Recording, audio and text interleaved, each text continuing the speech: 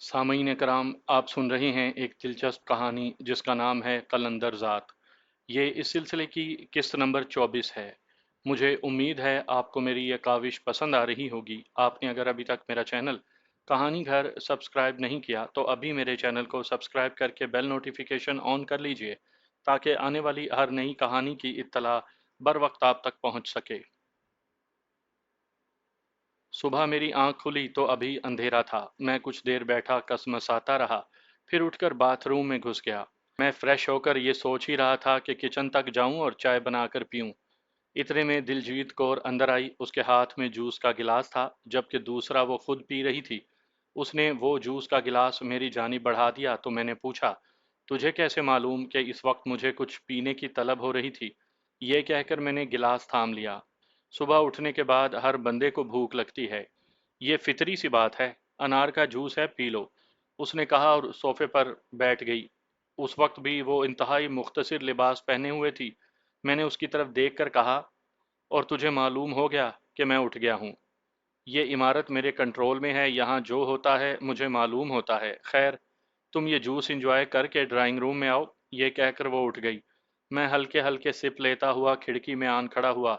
बाहर सुबह की सफ़ेदी नमूदार हो रही थी। मैंने बड़े सुकून से जूस खत्म करके गिलास साइड टेबल पर रखा और ड्राइंग रूम की तरफ चल दिया। दिलजीत कौर गेरवें रंग की शलवार कमीज में खड़ी थी, सर पर दुपट्टा था। वो मुझे इशारा करके सीढ़ियां चढ़ती गई। मैं उसके पीछे लपका। वो एक हाल नुमा कमरे में दाखिल हो गई।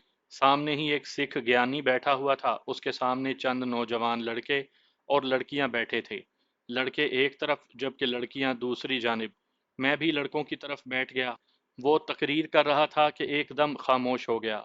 मेरी जानिब उसने गहरी निगाहों से देखा, फिर बोला, बर्रे सग़ीर की तारीख़ क्या है? लेकिन ज़रा ठहरिए, क्या वाकई हम इसे तारीख़ कह सकते हैं, या फिर बर्रे सग़ीर के हुक्मरानों, सियासतदानों और सूरमाओं के मुंह पर पोती हुई कालख? किसी मजहब या मत की इसमें तखसीस नहीं। हर एक ने एक दूसरे की इबादत गाहों को गिराया, मसमार किया, मलिया मेट करके अपनी फतह का ऐलान किया। क्या साबित करने के लिए? क्या बर्रे सग़ीर की मिट्टी ही ऐसी है? दूसरे मजहब की इबादत गाहों को मसमार करने का मौका नहीं मिला तो अपने ही मजहब के उन लोगों पर जो किसी न किसी हवाले से एक दूसरे के नज़रिए से इख्तलाफ रखते हैं, महाज आराई का आगाज हो जाता है। गले काटे, लहू बहाया और जिंदा आग में जला दिया गया। इंसान जो इस धरती पर चलता है, इसी धरती पर पैदा हुआ है। क्या इस धरती की मिट्टी इस कदर जालिम और लहू की प्यासी है कि उसकी प्यास बुझती ही नहीं? महाभारत से लेकर अजीम हिजरत 1947 तक, फिर सानहा 1984 तक, और फिर आज तक इस धरती ने कितना लहू पिया? सवाल यह है कि धरती प्यासी है या इस धरती पर पैदा होने वाले इंसान की सोच में लहू बहाने की प्यास है? 1947 में बर्रे सगीर में लकीर खींच दी। बेहिसाब इंसानी खून बहा। उन दिनों बारिशें और सैलाब आने की वजह समझ में आई, बल्कि अब भी समझ में नहीं आती। वो धरती के माथे पर कालक को साफ करने के लिए था, या लहू बहाने वाले जहनों पर से लगता था कि शायद अब इस धरती के लोग संभल जाएंगे? इतना लहू, लेकिन नहीं। लहू फिर भी बहा, लकीर के उस पार भी और लकीर के इस पार भी, और अब तक बह रहा है। आसमान हैरान है, धरती परेशान है। ये सब मजहब के नाम पर हो रहा है। वो सारे मजहब जो अमन, आशती और भाईचारे के अलंबरदार हैं। क्या मजहब विचार नहीं समझे गए, या फिर हम इन इखलाकी ज़ाब्ता हयात को समझने में गलती कर रहे हैं? बहता हुआ लहू अब भी ये सवाल करता है, ये धरती लहू की प्यासी है या इस धरती पर पैदा होने वाले इंसान? सवाल यह है कि इस सवाल का जवाब हम किस से लें, क्योंकि सभी अपने आप को हक पर समझते हैं। कोई भी खुद को ना हक नहीं समझता। सभी के पास दलाइल के अंबार हैं, और अलमिया यह है कि सभी अपने अपने मजहब से दलाइल लेते हैं। जो कौम बहकती है वही लहू का खिराज देती है। ये तारीख है। क्या हम सारे मिलकर ये नहीं समझ सकते कि ये लहू सिर्फ और सिर्फ मुनाफकत से बहता है? इंसान का सबसे बड़ा दुश्मन मुनाफिक है। चाकिया का पैरोकार कौन है? कौन साजिश करने की तालीम देता है? कौन सा मजहब या मत मुनाफिकत की बाकायदा तरबियत देता है? जब ये पहचान लिया जाए तो लहू बहाने वाले की सोच भी वाजिया हो जाएगी। मुनाफिक अंदर से कुछ और होता है और बाहर से कुछ और। वो अपनों को भी नुकसान पहुंचाता है और दुश्मन को भी। यही शैतानियत है और हमें इसी के खिलाफ ही लड़ना है। यहाँ मामला मजहब और मत का नहीं रह जाता बल्कि इंसानियत का है। इंसान जो सच्चे रब की सोहनी तख्लीक है। ज्ञानी कह चुका तो चंद लम्हों के लिए खामोश हो गया, फिर कुछ देर सिख मत के मुताबिक बात करके उठ गया। नाश्ते की मेज पर सभी थे, बिल्कुल खामोश, एक दूसरे से अजनबी। मैंने एक नज़र सबको देखा। वो नौजवान लड़के लड़कियां थे जो कुछ देर पहले ज्ञानी की बात सुन रहे थे। नाश्ता ख़त्म करते ही दिलजीत कौर ने सबको मुखातिब करते हुए कहा, आप सब लोग सहाफ़ियों के रूप में शहर में फैल जाएंगे। पूरा इम्कान है कि शहर में जलूस निकलेगा, एहतजाज होगा, मुमकिन है तोड़ फोड़ भी हो। आपने करना यह है कि एहतजाजी जलूस निकालने वाले जो चंद लोग होते हैं उनकी तस्वीर और वीडियो बनानी है। देखना यह है कि वो कौन लोग हैं जो आवाम को हरकत में लाए हैं। जाहिर है उनमें पुलिस के अलावा खुफिया के लोग भी होंगे, वो भी तो ट्रैप करने के चक्कर में होंगे। उनमें मौजूद एक लड़के ने कहा जो काफ़ी सेहतमंद था, हो सकता है वो खुफिया वाले ही जुलूस निकलवाएं, यही तो देखना है। और मेरे ख्याल में हर सहाफ़ी को चेक नहीं किया जाएगा कि वो आप लोगों को ट्रैप कर लें, क्योंकि आप लोगों का अभी तक कोई रिकॉर्ड कहीं पर नहीं है। ये कहकर उसने सबकी जानिब देखा और पूछा, कोई सवाल? दिल के पूछने पर किसी ने कोई बात नहीं की तो उसने सबको जाने का इशारा किया। वो सब जा चुके तो वो मेरी तरफ देखकर बोली, आओ तुम्हें जलंधर शहर की सैर करवा कर लाऊं। चलो, मैंने कांधे उचकाते हुए कहा और उसके साथ उठ गया। हम पोर्च में आए तो एक सफ़ेद रंग की कार वहां खड़ी थी। बिलाशुबा रात वाली कार कहीं ठिकाने लगा दी गई होगी। हम उस कार में बैठे और चल पड़े। ड्राइविंग दिलजीत ही कर रही थी। मेन सड़क पर आकर बोली, जमाल, रात से फक्त पुलिस ही नहीं, खुफिया वाले पूरी शिद्दत से कातिल को तलाश कर रहे हैं। उन्होंने कई जगहों पर छापा मारा है। इससे एक आइडिया हो गया है कि उनके दुश्मन कौन हो सकते हैं। रात भर से मदन लाल खुद सब की कार्रवाई देख रहा है। उसके अपने बंदे भी फैल चुके हैं। तो सिक्योरिटी हाई अलर्ट है, मैंने धीमे से लहजे में कहा। वो तो है, लेकिन इस हाई अलर्ट में हमने एक बंदा पार करना है जो इस वक्त पार्क में जॉगिंग कर रहा है। कौन है वो? मेरे मुंह से बेसाख्ता निकला। मदन लाल का सियासी हरीफ सरदार निहाल सिंह। अब ये मत कहना कि वो बेचारा क्यों मारा जाएगा, वो बेचारा नहीं है। ये सिख कौम का वो नासूर है जिसने सिखों की जवान नस्ल को मरवाया। आखिरी लफ्ज़ कहते हुए उसके लहजे में नफरत दर आई थी। मैं खामोश रहा। इस वक्त मुझे अजीब सा महसूस हुआ था कि मैं ऐसे बंदों को क्यों मारूं जिसका मुझसे बराह रास्त कोई लेना देना नहीं। मैं यही सोच ही रहा था कि वो बोली, और पता है ये वो बंदा है जो पाकिस्तानी पंजाब में रा की दहशतगर्दी कार्रवाइयों में सलाहकार है। जो लोग प्लानिंग करते हैं ये उनमें से एक है। फिर तो उसे अगवा करके, मैंने कहना चाहा तो वो बोली, ऐसा भी होगा। आग लग जाए तो जंगल के बंदर अपने ठिकाने छोड़ते हैं। उनमें तरह तरह के जानवर होते हैं। मैं बताऊंगी कि वो कौन है जिसे अगवा करके तुम अपना मकसद हासिल कर सकते हो, लेकिन अभी वो छुपा हुआ है। बाद में मैं बताती हूँ तफसील से। ओके, मैंने कहा और इर्द गिर्द देखने लगा। इस वक्त गाड़ी शहर के तवील पुल से गुजर रही थी। काफ़ी जदीद रूप ले लिया था जालंधर शहर ने। मैंने अपना पिस्टल देखा, मैगजीन निकाल कर फिर लगाया और सामने देखने लगा। कुछ देर बाद वो लड़कियों के कॉलेज के सामने से गुजरी और फिर आगे एक पार्क आ गया। वो देखो, सामने सफ़ेद रंग की मारुति, वो छोटी गाड़ी जिसके साथ स्याह गाड़ी खड़ी है। हाँ, उसमें एक गार्ड भी बैठा है। मैंने गौर से देखते हुए कहा, एक गार्ड उसके साथ भी है। जैसे ही पार्क के गेट से बाहर निकलने वाला होगा उसे शूट कर देना। हम यहाँ बाहर हैं, इस तरह हमें यहाँ से निकलने में आसानी होगी। उसने प्लान बताया। मैं गेट की तरफ देखने लगा। दिलजीत ने अपनी रेस्ट वॉच देखी और कदरे बेचैन हो गई। फिर अचानक बोली, वो देखो, सब्ज और नीले रंग के ट्रैक सूट में जिसने स्याह पगड़ी पहन रखी है। वो तेजी से आ रहा था। मैंने उसका निशाना लिया और फायर कर दिया। गोली उसके सीने पर लगी थी। वो वहीं सीना पकड़कर बैठ गया। तब तक दिलजीत कार को गियर लगा चुकी थी और फिर इंतहाई तेज रफ्तारी से ड्राइविंग करती हुई लम्हा बा लम्हा दूर होती चली गई। कुछ फासला तय करने के बाद उसने कार एक शॉपिंग सेंटर के सामने रोकी और मुझे उतरने का कहकर एक दूसरी गाड़ी की जानिब बढ़ी, जिसमें पहले ही दो लड़कियां बैठी हुई थीं। ये वही थी जिन्हें मैंने नाश्ते की मेज पर देखा था। वापसी पर बंगला दूर था या दिलजीत ही किसी लंबे रास्ते से लेकर आई थी, वापस होते काफी वक्त लग गया। उस वक्त मैं और दिलजीत एक छोटे से कमरे में थे। उसके सामने एक लैपटॉप था। दिलजीत तस्वीरें निकाल कर देखती रही। پھر ایک بلیک اینڈ وائٹ تصویر کی طرف اشارہ کر کے بولی، پہچانو، ان میں وہ بندہ کون ہے جسے ابھی شوٹ کیا ہے؟ میں غور سے دیکھتا رہا، پھر ایک بندے پر انگلی رکھتے ہوئے کہا، مجھے تو یہ لگتا ہے۔ بالکل یہی ہے، اور یہ جو 6 بندے بیٹھے ہیں ان میں سے 3 ختم ہو گئے ہیں اور چوتھا آج ختم ہو گیا۔ باقی 2 رہ گئے ہیں جو یہاں نہیں رہتے، ان میں سے ایک یہ والا روندر سنگھ ہے، تمہارے دوست جسپال کا دشمن۔ ان دونوں کی تازہ تصویریں بھی دکھاتی ہوں۔ یہ کہہ کر اس نے یکے بعد دیگرے 2 تصویریں دکھائیں۔ ان میں وہ بوڑھے تھے، یہ ہیں وہ دونوں۔ ان سب کا آپس میں کیا تعلق ہے؟ میں نے پوچھا۔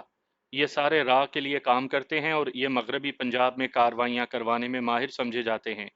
ان کی جگہ اب مدن لال گروپ لے رہا تھا۔ اب ان دونوں گروپس کی آپس میں لگ جائے گی، اور یہ روندر سنگھ کے لیے ایک اشارہ ہے کہ جسپال نے جو کچھ بھی کیا ہے وہ جسپال کا کام نہیں، انہی کا کام ہے۔ تم جسپال کے بارے میں جانتی ہو؟ میں نے تشویش سے پوچھا۔ سب کچھ، جب بھارت آیا ہے تب سے اس پر نگاہ ہے۔ اب اس سے بہت سارا کام لینا ہے۔ کیسا کام؟ میں نے تیزی سے پوچھا۔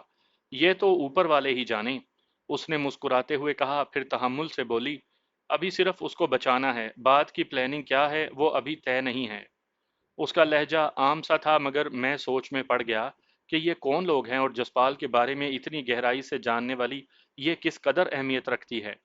یہ لوگ تو جسپال کو بلیک میل بھی کر سکتے ہیں۔ یہ کہیں آسمان سے گرا اور کھجور میں اٹکنے والی بات تو نہیں ہو گئی؟ تاہم اگلے ہی لمحے میری نگاہوں میں مہر خدا بخش کا چہرہ گھوم گیا۔ وہ جو وسوسہ میرے دماغ میں آیا تھا ایک دم سے ختم ہو کر رہ گیا۔ دلجیت، میں نہیں جانتا کہ تم اس گروہ میں کیا اہمیت رکھتی ہو اور کن لوگوں سے تمہارا تعلق ہے، لیکن میں نے کہنا چاہا تو وہ میری بات کاٹ کر بولی، غلط مت سوچو، میں کچھ بھی حیثیت نہیں رکھتی، ایک معمولی سی کارکن ہوں۔ مجھے یہ ساری معلومات دی گئی ہیں، اور وہ بھی فقط جالندھر کی حد تک۔ یہاں کام مکمل ہوتے ہی ممکن ہے ہم دوبارہ نہ مل پائیں، اس لیے جو بھی ٹاسک دیا جاتا ہے اسے مکمل کرنا ہے۔ باقی فقط 4 دن رہتے ہیں۔ ان میں کیا کرنا ہے؟ میں نے پوچھا۔ یہ آج شام پتہ چلے گا۔ اس وقت تک کے لیے تم آرام کر سکتے ہو، یا پھر چاہو تو میرے ساتھ وقت گزار سکتے ہو کہ تم مجھے جیت چکے ہو۔ یہ کہہ کر اس نے کہا لگایا۔ میں نے اس پر توجہ نہیں دی اور اس کے پاس سے اٹھنے لگا تو وہ بولی، ابھی کچھ دیر بیٹھو، میں تمہیں کچھ سمجھانا چاہتی ہوں، لیکن چلو پہلے کچھ کھا پی لیں۔ یہ کہتے ہوئے اس نے دیوار کے ساتھ لگا بٹن دبایا، پھر لیپ ٹاپ پر دیکھتے ہوئے بولی، کیا لوگے؟ جو بھی، میں نے اکتائے ہوئے انداز میں کہا۔ وہ میری طرف دیکھ کر مسکرا دی اور بولی، کاش میں تیرے ساتھ بہت سارا وقت گزار سکتی۔ اس کے یوں کہنے پر میں بھی مسکرا دیا۔ پولیس چیف کے کمرے میں کافی سارے لوگ موجود تھے۔ جسپال سنگھ کا خون اس وقت کھولنے لگا جب اس نے اپنے سے کچھ فاصلے پر روندر سنگھ کو دیکھا۔ چہرے سے انتہائی متین اور سنجیدہ دکھائی دینے والا، اپنے باطن میں کیسی خباثت رکھتا تھا یہ وہی جانتا تھا۔ اس کے ساتھ مہرا، دلبیر سنگھ اور ہرپریت تھے۔ ایک بندہ جو اتاشی تھا وہ سفارت خانے کی طرف سے وہاں موجود تھا۔ اس کے علاوہ وہاں چند اور لوگ بھی تھے، ان کے بارے میں وہ نہیں جانتا تھا۔ کافی دیر سے بحث و تمہیس جاری تھی، دونوں طرف کا موقف سن لیا گیا تھا۔ تبھی چند لمحے کی خاموشی کے بعد چیف نے جسپال کو مخاطب کرتے ہوئے پوچھا، جسپال سنگھ جی، آپ نے کہا کہ آپ کو اغوا کر لیا گیا، لیکن اب تک آپ نے یہ نہیں بتایا کہ آپ کو کہاں سے اغوا کیا گیا، جبکہ آپ کے شواہد چندی گڑھ میں پائے گئے ہیں، جہاں جسپیر سنگھ کے شاپنگ مال کے سی سی کیمرے میں ویڈیو ہے آپ کی۔ کیا آپ اس کی وضاحت کریں گے؟ مجھے اوگی اور جلندر کے درمیان اغوا کیا گیا۔ یہ اسی دن کا واقعہ ہے جس دن بلجیت سنگھ نے حویلی جلائی تھی، اور میرا اس سے آمنا سامنا ہو گیا تھا۔ اتنے دن تک میں انہی اغوا کاروں کے قبضے میں رہا۔ جسپال سنگھ نے انتہائی متانت سے جواب دیا۔ اور سی سی کیمرے میں آپ کے شواہد؟ چیف نے پوچھا۔ میں اس بارے میں کچھ نہیں جانتا، جسپال نے واضح انداز میں کہا۔ آپ کو یہ یقین کیوں ہے کہ اغوا کار روندر سنگھ جی کے لوگ تھے؟ اس نے پوچھا۔ وہ اپنے طور پر نہ جانے کون کون سی باتیں اگلوانا چاہتے تھے، جو ساری کی ساری روندر سنگھ اور رنویر سنگھ انسپیکٹر سے متعلق تھیں۔ اس نے پرسکون انداز میں کہا۔ تو آپ چندی گڑھ نہیں گئے؟ اس نے پھر پوچھا۔ میں تو نہیں گیا، اغوا کار مجھے کئی جگہوں پر لیے پھرتے رہے، میں تو بھارت کے بارے میں اتنا نہیں جانتا، باقی رب جانے۔ اس نے کاندھے اچکاتے ہوئے کہا تو مہرا نے تحمل سے مطلع کیا۔ دیکھیں جی، اس دوپہر جب مجھے معلوم ہوا کہ اوگی میں لڑائی ہو گئی ہے، میں جالندھر سے اوگی گیا۔ रास्ते में हमें जसपाल की गाड़ी मिली। मैंने उसी दिन उगी चौकी थाने में रिपोर्ट कर दी थी। ये दलबीर सिंह जी और गांव के चंद दूसरे अफराद भी थे। ये रिपोर्ट आपके सामने पड़ी फाइल में मौजूद है। मुमकिन है प्लान के मुताबिक ये जसपाल सिंह छुप गया हो और चंडीगढ़ में जसबीर सिंह को कत्ल करने के बाद अब तक छुपा रहा हो। ये प्लान भी तो हो सकता है। एक वकील ने दलील देते हुए कहा तो मेहरा ने दलील दी, ये तो पुलिस और खुफिया इदारों की नाकामी हुई। इतना अरसा जसपाल सिंह को तलाश नहीं कर सके और फिर उससे भी पहले जब से उसने भारत धरती पर कदम रखा तब से मुसलसल इसके साथ ज्यादतियां होती रहीं। इसका पुलिस ने क्या किया? हरप्रीत पर हमला हुआ, क्या उसका मुजरिम पकड़ कर दे दिया गया? उसका क्या बना? ये एक लंबी फहरिस्त है। अगर आप इन साहब का मौकिफ तस्लीम कर लें तो हमें कोई एतराज नहीं। आप जसपाल सिंह का जुर्म साबित करें, चालान बनाकर अदालत में पेश करें। हम तो चाहते हैं कि हम अपनी सफाई पेश करें और जो ज्यादतियां अब तक हुई हैं उनका हिसाब दिया जाए। चीफ साहब, आपकी पुलिस ने जसपाल सिंह की किसी दरखास्त पर कोई कार्रवाई नहीं की। अताशी ने सवाल उठाया। तफ्तीश जारी है और इसका कोई नतीजा सामने आता तो कोई वाज़ेह मौक़िफ़ बनता। चीफ ने ढीले से अंदाज में कहा तो अताशी बोला, आपने या आपके मातहत अमले ने तफ्तीश ही नहीं की। सच यही है। ऐसा क्यों हुआ? इसका जवाब अदालत में देना होगा। हमारे शहरी को यहाँ ज़हनी अजियत के साथ हरासा किया जाता रहा, ये भी हम साबित करेंगे। जसपाल सिंह के अगवा पर जो रिपोर्ट की गई उस पर आपने कोई कार्रवाई नहीं की और बाकी रह गया इल्ज़ाम कि जसपाल सिंह ने जसबीर सिंह के शॉपिंग मॉल में जाकर उसे कत्ल किया। सीसी कैमरे की वीडियो ये मंजर दिखाती है तो आप अदालत में चालान बनाएं। आप तफ्तीश करें, क्यों नहीं की अब तक?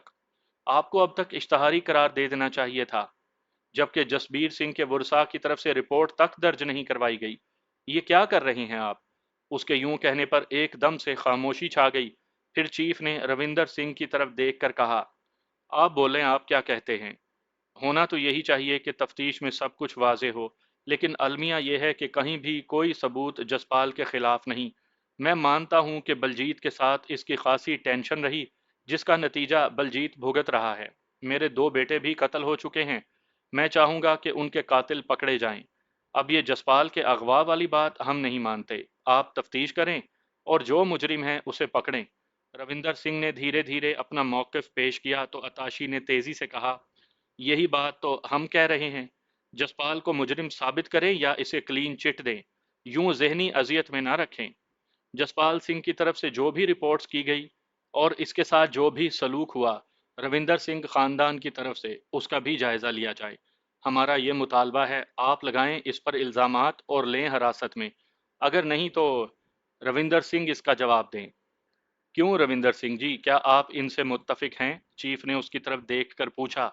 लेकिन उसके बोलने से पहले ही एक बूढ़े सिख ने अपनी कीमती ऐनक दुरुस्त करते हुए कहा, आप में से कुछ लोग नहीं जानते कि मैं पंजाब का मंत्री हूं। मुझे खसूसी तौर पर इस मसले के हल के लिए हुकूमत ने यहाँ भेजा है। मैंने दोनों तरफ के मौक़िफ़ सुने हैं, जिसके अनुसार मैं अपनी रिपोर्ट दे दूंगा।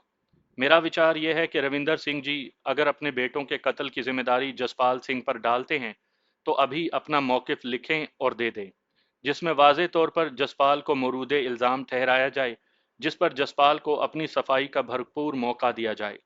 पुलिस इस दौरान अपनी कार्रवाई करे, यही बात जसपाल के लिए है। वो अपना मौक़िफ़ दे, सबूत दे, पुलिस कार्रवाई करे, रविंदर सिंह जी अपनी सफाई दें, फिर कानून के मुताबिक अमल किया जाए। मेरे ख्याल में यही बेहतर रहेगा। क्या आप दोनों इस बात पर मुत्तफिक हैं? चीफ ने दोनों की तरफ देखकर पूछा, फिर चंद लम्हे रुक कर बोला, आप चाहें तो मशवरा करके 5 मिनट के बाद बता दें। 5 मिनट की ज़रूरत नहीं, हम मुत्तफिक हैं। मेहरा ने कहा तो जसपाल ने तायद कर दी। एक दूसरा मसला भी है, मंत्री ने कहा तो सारे उसकी तरफ देखने लगे। जो हुआ सो हुआ। रविंदर सिंह जी के बेटों का कत्ल बहरहाल बहुत बड़ा नुकसान है। पुलिस अपनी कार्रवाई जारी रखे। अगर जसपाल कभी भी मुजरिम साबित हो जाता है तो उसे सजा भुगतना होगी। तब तक के लिए जसपाल को क्लीन चिट है और वो अपने तमाम मामलात ख़त्म कर दे। मैं आपकी बात मान लेता हूँ, रविंदर सिंह ने कहा तो चीफ ने जसपाल की तरफ देखा। तब उसने भी तायद में सर हिलाते हुए कहा, ठीक है, लेकिन इसके लिए कोई वक्त मुकर्रर होना चाहिए। ये तो सारी जिंदगी मुझ पर तलवार लटकाने वाली बात है। हाँ, ये आपकी बात दुरुस्त है, चीफ ने कहा। 3 माह बहुत हैं, मंत्री ने कहा। अगर मेरा वीज़ा बढ़ गया तो, और मैं इधर रहा मैं वैनकूवर जाकर भी इस मुआहदे का पाबंद रहूंगा, लेकिन अगर ये साबित ना कर सके तो क्या मैं अगवा का वो सब तुम कर सकोगे? तुम्हारी हवेली का जो नुकसान हुआ वो भी देंगे, बाकी सब कुछ समझें। ये 3 माह पुलिस को दिए गए हैं, आपकी जमानत सिफारत खाना देगा और रविंदर सिंह की जमानत हम हुकूमत वाले देंगे, मंत्री ने कहा। ठीक है जनाब, 3 माह तक अगर मैं जिंदा रहा तो मैं यहाँ पेश होऊंगा। अदालत मुझे जो भी सजा दे मैं कबूल करूंगा। जसपाल ने कहा तो चीफ ने अपने एक अहलकार को ये सब रिपोर्ट करने के लिए कहा, तो एकदम से माहौल पुरसकून हो गया। कुछ देर के बाद चाय पर चीफ ने कहा, शुक्र है ये मामला तय पा गया, वरना आज शहर में बहुत टेंशन है। मुख्तलिफ किस्म की इत्तलात आ रही हैं जो बहरहाल अमन खराब करने वाली हैं। आज सुबह ही एक कत्ल हो गया है जिसके बारे में मैं इस मीटिंग से पहले मसरूफ रहा हूँ। लगता है ये कार्रवाई दहशत गर्दों की है। उसने कहा तो हरप्रीत बोली, जब तक सिख कौम को उसकी असल शनाख्त नहीं दी जाएगी उस वक्त तक ये सिलसिला तो चलता रहेगा। जाहिर है जितना दबाएंगे ये लोग उतना ही सर उठाएंगे। आज भी तो एक सिख ही कत्ल हुआ है, हो सकता है वो सिख मुहिब्बे वतन हो। और चीफ ने मजीद कहना चाहा था कि अहलकार ने एक कागज़ ला कर दिया। चीफ ने उसे पढ़ा, सबके सामने उसकी कापियां रख दी गईं। सब ने देखा और फिर दस्तखत होने शुरू हो गए। तकरीबन 10 मिनट में यह कार्रवाई हो गई तो सभी चीफ के दफ्तर से बाहर निकल आए। सबसे पहले मंत्री निकला, फिर सिक्योरिटी में रविंदर सिंह और उसके हवारी। जसपाल ने अताशी को रुखसत किया और वो सब मेहरा के साथ चल दिए। कार में बैठते ही उसने कहा, लो भाई जसपाल, मंत्री ने तुम्हारा काम आसान कर दिया, ये समझो तुम्हारे लिए क्लीन चिट है। तब तक रविंदर सिंह खानदान क्लीन हो जाएगा, कोई रहेगा ही नहीं दावेदार। जसपाल ने दांत पीसते हुए कहा तो वो बोला, बहुत संभल के, खुफिया वाले अब ये मामला देखेंगे। मेहरा ने कहा तो जसपाल ने अपना सर हिला दिया। हैरत है यार, शहर में जिस कदर हंगामे होने चाहिए थे, जितने हंगामी जलूस निकलने चाहिए थे, उतने नहीं निकले। एक जलूस उसका और एक दूसरे का। दिलजीत कौर ने कार में बैठते हुए कहा, हम डिनर ले चुके थे और वो आइसक्रीम वाली दुकान पर जाने के लिए तैयार थी। शायद लोग अब फजूलियात में नहीं पड़ते। मैंने तबसरा किया तो उसने कार बढ़ाते हुए कहा, नहीं ऐसी बात नहीं है, जब तक खुफिया वालों की आशीर्वाद ना हो ऐसा नहीं होता। खैर ये भी इशारा ठीक है, हमने उसी के मुताबिक अमल करना है। अब सिर्फ हमने आइसक्रीम ही खानी है या कुछ और भी करना है? मैंने यूं ही मजाक के अंदाज में पूछा तो वो हंसते हुए बोली, हमारा टारगेट मदन लाल है और उसके साथ वो बंदा जो रविंदर सिंह के साथ था। अभी तक कोई वाज़ेह इशारा नहीं मिला, वरना अब तक कार्रवाई हो चुकी होती। मेरी इत्तला के मुताबिक सिर्फ मदन लाल यहाँ है। खैर तुम क्यों दिमाग खपाते हो, मैं हूं ना इस काम के लिए। उसने आखिरी अल्फाज बड़ी अदा से कहे तो मैं खामोश हो गया, लेकिन मेरे दिमाग में वो दूसरा शख्स फंस चुका था। मैं उसके बारे में मालूमात चाहता था मगर मैं खामोश रहा। वो मुख्तलिफ सड़कों पर गाड़ी भगाए चली जा रही थी। कुछ देर के बाद वो खुद ही बोली, खालिस्तान तहरीक को सिर्फ हिंदू ने नहीं कुचला था। उनमें जहां नरनकारी सिख थे, वहां बहुत सारे खुद साख्ता अमृतधारी सिख भी थे जो कांग्रेस नवाज थे और खुद को सेक्युलर कहलवाना ज्यादा पसंद करते थे। हकूमत ने मुकामी सतह पर उनके ग्रुप बना दिए थे। उस पुराने ग्रुप के ये दो अफराद बाकी बचे हैं, रविंदर सिंह और तेज सिंह। तीसरे को आज पार कर दिया है। मेरे ख्याल में उनको मारने का क्या फ़ायदा, वो बात तो पुरानी हो गई। इस वक्त खालिस्तान तहरीक किस सिमत में क्या काम कर रही है, उसके मुखालफिन टारगेट होने चाहिए। मेरे ख्याल में तो वक्त ज़ाया। मैंने कहना चाहा तो वो बोली, नए लोग उन्हीं के तरबियत याफ्ता हैं, उनके लिए जितनी मराहत आ रही हैं इन्हीं की तरफ से। समझ लो कि एक झटका दिया जा रहा है ताकि वो नए लोग सामने लाए जा सकें जो अंदर ही अंदर खालिस्तान तहरीक को ख़त्म करने के दर पे हैं। हकूमत के लिए अब खालिस्तान तहरीक इतना बड़ा इशू नहीं है, मैंने कहा। है, अब भी है, बल्कि हकूमत ज़्यादा ख़तरा महसूस कर रही है। असल में सिख कौम का शऊर बेदार करने के लिए जो भी कोशिश होती है, ये उन्हीं लोगों को घुमा फिरा देते हैं। खैर इस पर तो दूसरे लोग काम कर रहे हैं, मैं अपनी बात करती हूँ। मुझे मदन लाल का टास्क दिया गया है, तुम तसव्वुर नहीं कर सकते कि उसकी जड़ें पाकिस्तान के पंजाब में भी फैल रही हैं। ख़ास तरह की शराब का कारोबार तो है ही, बल्कि उसके ज़रिए वो मुख्तलिफ इदारों तक रसाई भी कर रहे हैं। रब करे मैं उसके नेटवर्क तक पहुंच जाऊं, फिर तुम खुद ही देखना जमाल, ये लोग किस तरह पाकिस्तान के पंजाबी लोगों को टारगेट कर रहे हैं। चलो देखते हैं। میں نے آئس کریم والی دکان قریب آتے دیکھ کر زیادہ بات نہیں بڑھائی۔ تبھی مجھے خیال آیا تو میں نے پوچھا، دل، یہ کار کل والی ہے یا کوئی دوسری؟ دوسری ہے، کل والی تو نہ جانے کہاں گئی، میک اور ماڈل وہی ہے، دل نے کار بند کرتے ہوئے کہا، اور ہم باہر نکل کر ایک میز کی جانب بڑھے۔ ہمارے بیٹھتے ہی ویٹر آ گیا اور آرڈر لے کر چلا گیا۔ میں کچھ بے چینی محسوس کر رہا تھا جس کی مجھے سمجھ نہیں آ رہی تھی۔ مجھے یہ بات ہضم نہیں ہو رہی تھی کہ یہاں خفیہ والوں کی موجودگی نہ ہو۔ اتنا بڑا واقعہ ہو جانے کے بعد ان کا یہاں ہونا لازمی تھا۔ دلجیت میری بے چینی بھانپ گئی تھی، اس لیے پوچھا، جمال کوئی پریشانی؟ اس کے پوچھنے پر میں نے اپنی بے چینی کی وجہ بتا دی اور کہا، ہم پر نگاہ ہوگی، تمہیں یہاں نہیں آنا چاہیے تھا۔ اسی لیے تو آئی ہوں کہ معلوم ہو جائے، پتہ چل جائے گا کہ ہم پر کوئی نگاہ رکھے ہوئے ہے یا نہیں۔ بڑا مان ہے خود پر، میں نے طنزیہ انداز میں کہا تو وہ ہنستے ہوئے بولی، تم سے مار کھا جانے کا مطلب یہ نہیں کہ میں لڑنا نہیں جانتی، وہ تو میں تمہیں جانچ رہی تھی۔ اب کی بار آمنا سامنا ہوا تو دیکھ لینا۔ لفظ ابھی اس کے منہ ہی میں تھے کہ ایک جوڑا جو بظاہر سنجیدہ دکھائی دے رہا تھا، عمریں بھی اتنی زیادہ نہیں تھی، وہ ادھر ادھر دیکھ کر ہمارے قریب آ گئے اور معذرت خواہانہ لہجے میں بولے، کیا ہم آپ کے پاس بیٹھ سکتے ہیں؟ مطلب یہاں چیئرز خالی نہیں ہیں۔ ان میں سے لڑکی نے کہا، بیٹھنے کو تو بیٹھ جائیں، اس طرح نہ آپ بات کر سکیں گے اور نہ ہم۔ دلجیت نے مسکراتے ہوئے کہا تو لڑکی نے ایک کرسی پر ہاتھ رکھتے ہوئے کہا، چلیں ہم چیئرز لے لیتے ہیں۔ آپ کی مرضی، خالی ہیں، دل نے کاندھے اچکاتے ہوئے کہا۔ وہ کرسیاں لے کر ذرا سے فاصلے پر بیٹھ گئے۔ دلجیت یوں ہی فرضی جھگڑے کی بات لے کر بیٹھ گئی کہ میں نے اس دن ایک لڑکی کے ساتھ وقت کہاں گزارا تھا۔ میں بھی یوں ہی بکواس کرتا رہا۔ آئس کریم آئی، ہم نے کھائی اور اٹھ گئے۔ میری نگاہ اس جوڑے پر ہی تھی۔ لڑکی نے فوراً ہی فون اٹھایا اور ایس ایم ایس کر دیا۔ کار اسٹارٹ کرتے ہوئے دلجیت بولی، جمال، گھر تک پہنچتے ہوئے ہمیں کسی بھی جگہ ٹریپ کرنے کی کوشش کی جائے گی۔ میں بھی سمجھ رہا ہوں، میں نے کہا اور ساری توجہ ادھر ادھر لگا دی۔ کار نکال کر آسانی سے نکل تو آئے لیکن ایک گاڑی ہمارے پیچھے لگ گئی۔ جمال، وہ سفید رنگ کی وین دیکھ رہے ہو؟ ہاں، ہمارا تعاقب کر رہی ہے۔ انہیں بھی دیکھنے والا کوئی ہے، فکر نہ کرنا۔ یہ کہہ کر اس نے اپنا سیل فون نکالا اور کسی سے انتہائی اختصار کے ساتھ صورتحال کے بارے میں بتایا اور ساری توجہ ڈرائیونگ پر لگا دی۔ وہ نارمل رفتار پر جا رہی تھی۔ جیسے ہی سنسان علاقہ آیا، سڑک پر ٹریفک نہیں تھی لیکن ارد گرد خاموش عمارتیں تھیں، جیسے فیکٹریاں یا بند گھر ہوتے ہیں۔ اگر ان میں کوئی مکین ہو بھی تو ان کا احساس نہیں ہوتا۔ ایسے میں وہ سفید ویگن نے تیزی سے کراس کیا اور ذرا سا آگے جا کر سائیڈ دبانے لگے۔ دل نے رفتار آہستہ کی یہاں تک کہ اسے کار روکنا پڑی۔ دونوں گاڑیاں جیسے ہی رکیں ان میں سے چار پانچ بندے باہر نکل آئے۔ بظاہر ان کے پاس کوئی ہتھیار دیکھنے کو نہیں ملا تھا۔ وہ سبھی کار کے ارد گرد اکٹھے ہو گئے۔ ان میں سے ایک آگے بڑھا اور ڈرائیونگ سیٹ کی طرف سے دلجیت کو باہر آنے کا اشارہ کیا۔ وہ بڑے سکون سے نکلی تو میں بھی دوسری طرف سے باہر آ گیا۔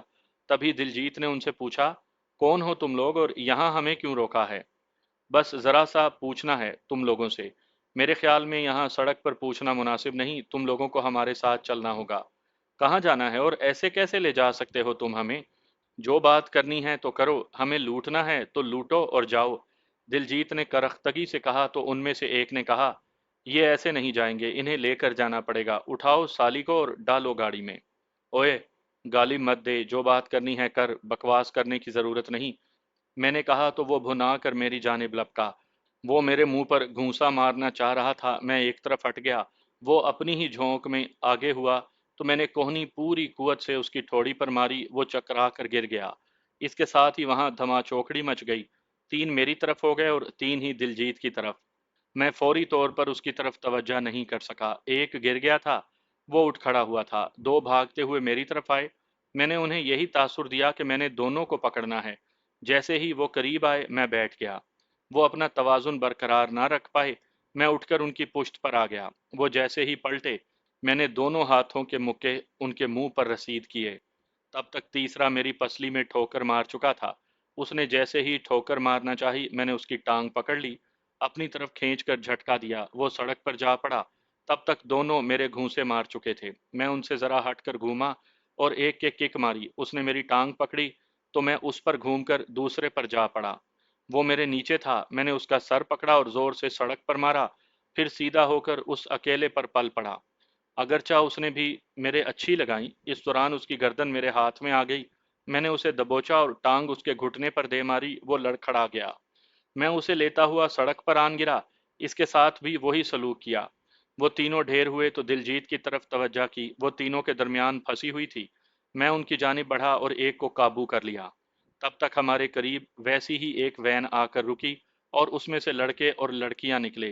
पहली निगाह में उन्हें मैं पहचान नहीं पाया। फिर जैसे ही एक मेरी पहचान में आया कि वो तो वही था जिसने हमारे साथ नाश्ता किया था, मैं कुमक आ जाने पर हौसलामंद हो गया। वो उन पर पल पड़े। दिलजीत एक तरफ होकर बोली, इन्हें बांधो और ले चलो। तकरीबन 2 मिनट के दौरानिए में उन सबको बांधा और उनकी गाड़ी वहीं खड़ी रहने दी और अपनी गाड़ी में डालकर वो सबको ले गए। हम भी उनके पीछे चल पड़े। कुछ देर बाद मैंने मजाक में कहा, दिलजीत वैसे तुम मार अच्छी खा सकती हो। हाँ, मार खाने वाला ही मार सकता है। मैं इन बच्चों के इंतजार में थी, उसने आम से अंदाज में कहा। वैसे अगर तुमने मेकअप किया हुआ होता ना तो सब बिगड़ गया होता और अब तक तुम भूतनी लग रही होती। मैंने फिर हंसकर कहा तो वो खुलकर हंस दी। वो समझ गई थी कि मैं माहौल की टेंशन दूर करना चाह रहा हूँ। घर पहुंचने तक ज्यादा वक्त नहीं लगा। बंगले में खामोशी थी। हम तेजी से अंदर गए तो एक लड़की ने उंगली से नीचे की जानिब इशारा किया तो दिलजीत बोली, सब समेटो और फ्रेंड्स कॉलोनी जल्दी। ओके। ये कहकर वो तेजी से पलट गई और दिलजीत अंदरूनी तरफ बढ़ी। मैं उसके साथ लपका। वो एक कमरे में दाखिल हुई, फिर एक दरवाजा खोलकर सीढ़ियां उतरती चली गई। मैं भी उसके पीछे था। नीचे काफी खुला कमरा था। उन 6 के साथ वो लड़की और लड़का भी एक कोने में पड़े थे जिन्होंने हमसे चेयर्स मांगी थी। वो सब होश में थे। दीवारों के साथ सब लड़के लड़कियां खड़े थे। दिलजीत ने उसको जा पकड़ा जिसने उससे बात की थी। उसने जाते ही एक ठोकर उसके मुंह पर मारी और पूछा, अब फटाफट बोल दे कौन लोग हो तुम, वरना तुम लोग जानते हो मैं मार दूंगी हर उस बंदे को जिसने जबान ना खोली। बोल। ये कहते हुए उसने जोर की ठोकर मारी। हम विक्की सिंह के लिए काम करते हैं। उसने तुम्हारे बारे में बताकर उठाने को कहा था। और विक्की सिंह कौन है? मदन लाल का खास आदमी। हमें ही क्यों उठाना था? सारे दिन की तहकीक में यह बात सामने आई थी कि तू रोजाना इधर आती है। कल भी तू कत्ल से जरा पहले उठ गई थी और वो गाड़ी भी तेरी ही थी। कत्ल? कौन सा कत्ल? ओह, जो वो टीवी पे। तो तुम लोग मुझे उसका कातिल समझ रहे हो? यह कहकर उसने अपने गले पर हाथ रखा और बोली, कसम ले लो भैया, मैंने उसे नहीं मारा, लेकिन अब तुम लोगों को मारूंगी अगर विक्की सिंह के बारे में ना बताया तो। शहर में कौन विक्की सिंह को नहीं जानता, उसने कहा। तो दिलजीत उस सहमी हुई लड़की की जानिब बढ़ी, उसे बालों से पकड़कर उठाया और पूछा, तू किसके लिए काम करती है? इस बंदे ने तुम्हारे बारे में बताकर कहा था कि जैसे ही ये यहाँ से जाए हमें कॉल या एसएमएस कर दे। इसके लिए इसने 500 रुपए दिए थे। इससे ज्यादा मैं किसी से कोई ताल्लुक नहीं रखती। अच्छा, तो लाओ अपना फोन दो मुझे। ये कहकर उसने अपने लोगों से कहा, इन सब की तलाशी लो और इनके फोन निकालो। फिर लड़की की तरफ देखकर बोली, मैं तुम्हें 1,000 रुपया देती हूँ। इन सब के सामने नंगी होगी, कपड़े उतार दे। नहीं, भगवान के लिए ऐसा मत करो। वो तड़प कर बोली, इसका मतलब है तू हिंदू है। फिर ना जाने उसके दिमाग में क्या आई, उसने लड़की को पकड़ लिया और उसे लातों और घूंसों पर रख लिया। काफी धुनाई करने के बाद जब उसका अपना सांस उखड़ने लगा तो वो खड़ी होते हुए बोली, ये तेरा यार भी इन्हें नहीं जानता होगा। इस पर उसने नफी में गर्दन हिलाई। तब तक उन 6 में से 4 के पास फोन निकल आया। उसने पहले वाले आदमी से कहा, बताओ विक्की सिंह का नंबर क्या है? वो तेजी से बोलने लगा। दिलजीत ने वो नंबर मिलाए और स्पीकर ऑन कर दिया। दूसरी तरफ से कोई तेज आवाज में चीखा, ओए अब तक किधर है ओए बहन? वो मेरे कब्जे में है विक्की सिंह, दिलजीत ने कहा। अच्छा, तू कौन है? और मैं तुझसे बाद में बात करती हूँ, फिलहाल तू अपना बचाव सोच। तू जिस बिल में भी होगा ना, चूहे में तुझे वहां से निकाल लूंगी। अभी मैं जरा इनकी सेवा कर लूं। तू जहां कह मैं वहीं आता हूँ, अभी और इसी वक्त। दूसरी जानिब से विक्की धाड़ा, अभी बताती हूँ, थोड़ा सब्र कर। इनसे तेरा पता पूछ लूं, खुद आ रही हूँ। यह कहकर उसने फोन बंद कर दिया। फिर उनकी तरफ देखकर बोली, तुम में से कौन कौन विक्की सिंह से वफादारी निभाने वाला है, ताकि मैं उसे अभी शूट कर दूं। ये कहते हुए उसने अपने करीब खड़े एक लड़के की तरफ इशारा किया। उसने फौरन पिस्टल निकालकर दिलजीत को दे दिया। वो बंधे हुए सारे लोग खामोश थे। तब एक की तरफ इशारा करके बोली, तुम बताओ जो कुछ भी जानते हो। उसका इतना कहते ही वो फर फर बोलने लगा। वो ज्योति चौक के पास रहता है, वहीं करीब ही एक बार चलाता है। शराब का बहुत बड़ा कारोबार है उसका। इस पूरे इलाके में उसका राज है और हम उसके लिए काम करते हैं। पूरा गैंग है उसका। मदन लाल के साथ क्या ताल्लुक है उसका? मैं ज्यादा तो नहीं जानता, लेकिन इतना पता है कि वो जब जलंधर में आता है तो विक्की सिंह उसी के पास होता है। मदन लाल के करीबी सारे लोग ही मनोहर लाल के कातलों को तलाश कर रहे हैं। उनमें विक्की सिंह भी है जो इसके ज्यादा करीब है। देखो, हमें नहीं मालूम कि मनोहर को किसने मारा। हम तो अपने ही किसी काम से जलंधर में हैं। तुम लोगों ने छेड़कर अच्छा नहीं किया। सरदार निहाल सिंह को मारा, हालांकि उसका मनोहर सिंह के कत्ल से कोई ताल्लुक नहीं था। खैर, बोलो मदन लाल के बारे में क्या और कितना जानते हो? यही कि वो एक कारोबारी आदमी है, बड़ी पहुंच है उसकी। उसने कहा। इसका मतलब है तुम लोग कुछ नहीं बता रहे हो। ये कहकर उसने कोने में बैठी लड़की से कहा, अरे चल तू इधर आ। तेरी तो मैं नंगी फिल्म बना कर देती हूँ इंटरनेट पर। तू जो सती सवित्री बनकर मेरे साथ झूठ बोल रही है, ले जाओ इसे और इन सब को भी डालो गाड़ी में। इसके साथ दो लड़के हरकत में आए और उसे उठा कर ले गए और बाकियों को हाँक कर ऊपर ले जाने लगे। इन सातों को गाड़ी में डाल दिया गया। फोकस वैन में वो ठुस ठुसा कर आ गए। सब फर्श पर लेटे थे। उनके ऊपर तरपाल डाल दी गई। वहां मौजूद सब लड़के लड़कियां ड्राइंग रूम में थे। दिलजीत ने उन्हें देखा और पूछा, सब कुछ निकाल लिया है? जी, एक लड़की ने कहा जो आते ही ड्राइंग रूम में मिली थी। मैं और जमाल इन्हें लेकर जा रहे हैं, और तुम? उसने मोटे लड़के की तरफ इशारा किया। कार लेकर हमारे साथ आओ। बाकी सब फ्रेंड्स कॉलोनी। इस लड़की का ख्याल रखना। इससे बहुत सी काम की बातें निकालनी हैं। इसे कुछ पता ना चले कि वो कहाँ पर है। बहुत एहतियात से जाना। ये कहकर वो वापस मुड़ी और वैन की ड्राइविंग सीट पर जा बैठी। मैं उसके साथ बैठा तो हम निकलते चले गए। शहर से बाहर वीरान सी सड़क पर उसने वैन रोक दी। फिर ऊंची आवाज में कहा, विक्की सिंह का नंबर मिलाओ। ये कहकर उसने उन्हीं से छीना हुआ सेल फोन निकाला और नंबर पुश कर दिए। लम्हों में राब्ता हो गया तो उसने स्पीकर ऑन कर दिया। ओए विक्की सिंह, तू अपने बंदों को बचाना चाहता है तो बचा ले।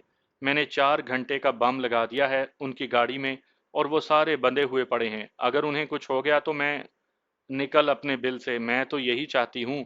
अगर तू मर्द का बच्चा है तो निकल। आजा और बचा ले अपने बंदों को। 4 घंटे हैं। बड़ा वक्त दे दिया है तुझे। अगर कहो तो मजीद कम कर देती हूँ वक्त। दूसरी तरफ से राब्ता खत्म हो गया तो उसने सेल फोन तरपाल के ऊपर फेंक दिया। फिर उनकी तरफ मुंह करके बोली, लो भाई, अब तुम्हारी किस्मत। अब देखो तुम बम से मरते हो या तुम्हारा बॉस विक्की सिंह तुम्हें बचा लेता है। हम तो चले। दिलजीत ड्राइविंग सीट से उतरी और जोर से दरवाजा बंद किया। मैं भी उतर गया। इतने में मोटा कार हमारे करीब ले आया। हमारे बैठते ही उसने यू टर्न लिया और हम वहां से वापस आ गए। फ्रेंड्स कॉलोनी के उस बड़े से घर में पहुंचते हुए हमें तकरीबन 1.5 घंटा लग गया। रास्ते में कहीं किसी ने नहीं पूछा और ना ही कहीं हलचल दिखाई दी। दिलजीत उन बंदों को खामखा नहीं मारना चाहती थी, बस एक डरावा देकर छोड़ दिया था। एक खौफ था जो उन पर तारी कर दिया था। वो सीधी उस लड़की के पास गई जो एक कमरे में नंगे फर्श पर बैठी थी। वो बहुत ज्यादा खौफजदा थी। उसे देखते ही रोने लगी।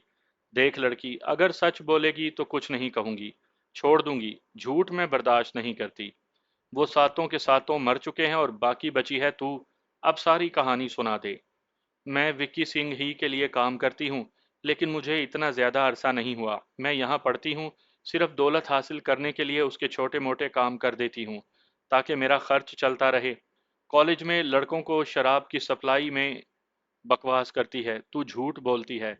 ऐसे नहीं मानेगी। तुझ पर लड़के छोड़ती हूँ। कल तक तो तुझे समझ आ ही जाएगी कि सच बोलती तो ठीक था। ये कहकर वो वापस पलट गई तो लड़की यकदम बोली, ठहरो। दिलजीत रुक गई। मैं मदन लाल के लिए काम करती हूँ।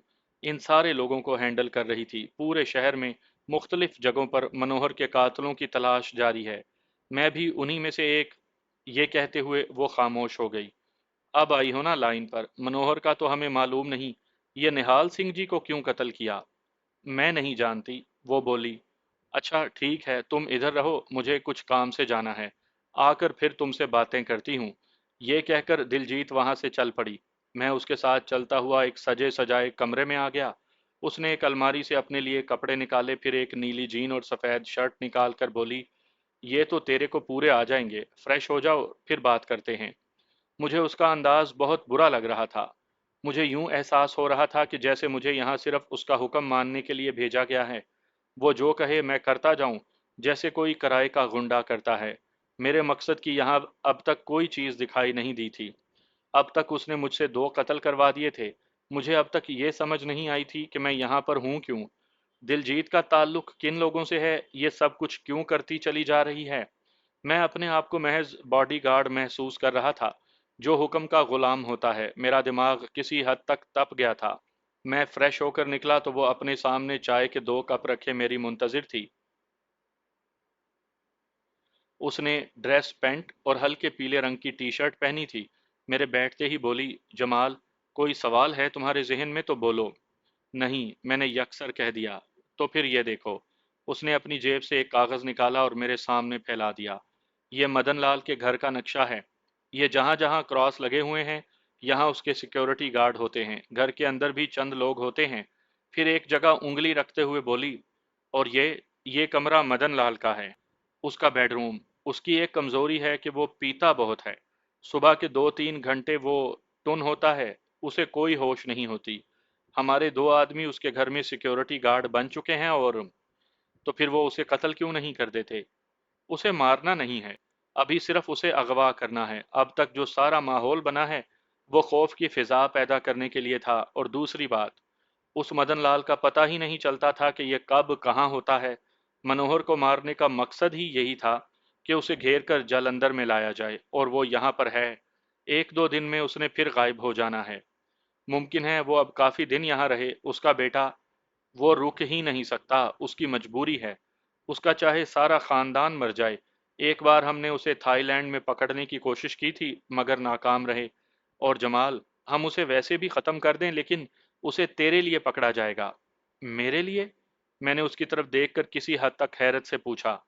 हाँ, जब ये काबू में आ जाएगा तो तुझे मालूम होगा कि ये तेरे लिए किस कदर अहम है। उसने दिलचस्पी से कहा तो मैं कांधे उचकाकर बोला, देख दिलजीत, मैं तो वैसे ही तेरे लिए काम कर रहा हूँ। क्यों कर रहा हूँ, ये तुम भी जानती हो। तुम जो ये कह रही हो वो मेरे लिए चारा ना बनाओ। अब बोलो, करना क्या है? तुम कह सकते हो जमाल, क्योंकि अभी तुझे मालूम नहीं। खैर, उसे अगवा करना है और फिर बाकी सब लोगों का काम खत्म। कब करना है उसे अगवा? मैंने उकताते हुए पूछा। आज रात ही, बल्कि रात के बिल्कुल आखिरी हिस्से में। उसने मेरे चेहरे पर देखते हुए कहा तो मैंने अगले ही लम्हे कहा, ठीक है, मंसूबा क्या है? मेरे पूछने पर वो उस कागज की मदद से मुझे प्लान समझाने लगी। वो उन 2 सिक्योरिटी गार्ड्स पर बहुत भरोसा कर रही थी, जो कि मेरे ख्याल में गलत था। मैंने उसका पूरा प्लान समझ लिया था। जसपाल और अनुजीत इस वक्त दलबीर सिंह के पास उसके घर में बैठे थे। चीफ के पास जो रविंदर सिंह के साथ मुफाहमत हुई थी, वो उस पर सेर हासिल बहस कर चुके थे। आखिर में दलबीर सिंह ने कहा, बस पुत्र, अब तू सुकून से अपनी जायदाद को अपने नाम करवा ले। फिर जो तेरी मर्जी आए करना, यहाँ रहना या फिर वापस वैनकूवर चले जाना। वैनकूवर तो मुझे वापस जाना ही है, आज नहीं तो कल सही। लेकिन मुझे रविंदर सिंह और बलजीत सिंह से। और छोड़ पुत्र, ऐसे ही उनकी दुश्मनी को बढ़ाएगा तो अपना रास्ता ही खोटा करेगा। उनकी असल ताकत सियासत है। वो हकूमत में हैं, इसलिए स्याह को सफ़ेद और सफ़ेद को स्याह कर सकते हैं। बहुत हथकंडे हैं उनके पास। ये तो वो अपनी मजबूरी में ऐसी मफाहमत कर गया, वरना वो बाज आने वाले नहीं थे। दलबीर सिंह ने तासुफ से कहा तो जसपाल बोला, वो अब भी बाज नहीं आएंगे बाबा जी, देख लीजिएगा। हाँ, हैं तो सांप। कुत्ते और सांप में फर्क ये है कि कुत्ते को अगर रोटी डाल दो तो वो वफादारी करता है, लेकिन सांप को अपने हाथों से दूध पिलाओगे तो वो फिर भी डंक मारेगा। घटिया इंसान की फितरत सांप की तरह होती है। लेकिन तू फिक्र ना कर, अब उनका जहर निकल गया है लगता है। अगर उनकी ताकत सियासत है तो हम सियासत क्यों नहीं कर सकते? जसपाल ने कहा तो दलबीर सिंह ने चौंक कर उसको देखा, फिर बोला, ये बड़ा गंदा खेल है पुत्र। यहाँ भारत में, और तू नहीं समझता कि पंजाब में क्या कुछ हो रहा है। इस खेल में कितनी मुनाफकत है, कितना लहू बहाया जाता है, तुम तसव्वुर भी नहीं कर सकते। ये तुम्हारा वैनकूवर नहीं है।